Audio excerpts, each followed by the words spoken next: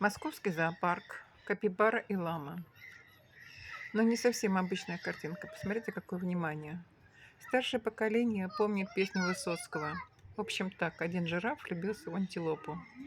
Обратите внимание на отношения этой парочки. Что только в природе не случается.